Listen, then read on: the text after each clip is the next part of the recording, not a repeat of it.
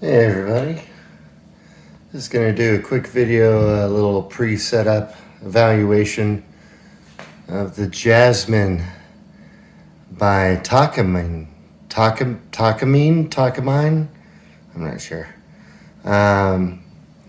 Acoustic guitar that I got from a client of mine. Just going to do a string change, cleanup, check neck level, all that stuff. I'm going to get started on it tomorrow, but I just wanted to point out a few things in this video real quick. So the customer gave this to me, and it has nylon strings on it. I don't know if you can tell. It's missing the high E string. But it's got nylon strings on it. But this is a steel string guitar, which you can do nylon strings on a steel string guitar.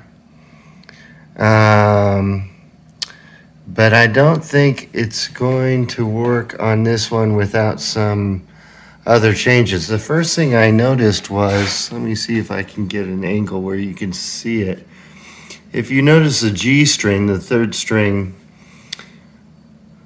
from that way, you notice that it's not sitting in the slot of the nut. It's almost sitting on top of it. I don't know if you can tell. But it's not in the slot. So I thought, well, maybe the string's just too big, and I tried another I have some other nylon strings here. And I tried the G string in there, and it was too big as well. It wouldn't fit. I wish it would focus better. There we go. So in order to make that fit, you'd have to file the nut, which I've never done that before. I don't have nut files, so I wouldn't attempt that. And anyway, I tuned up the guitar and was taking a look at it. And the other thing I noticed here, because I was curious, how am I going to attach the nylon strings if I replace nylon strings into these peg holes? And I'm going to either have to cannibalize a pair of steel strings for the ball ends and tie them on, or I'm going to have to buy some specially made nylon strings with ball ends. And that's when I noticed, I looked in the sound hole. Let me see if I can get an angle here where you can see it. You may not be able to see this with my, yeah, I can dip my cam with the strings on.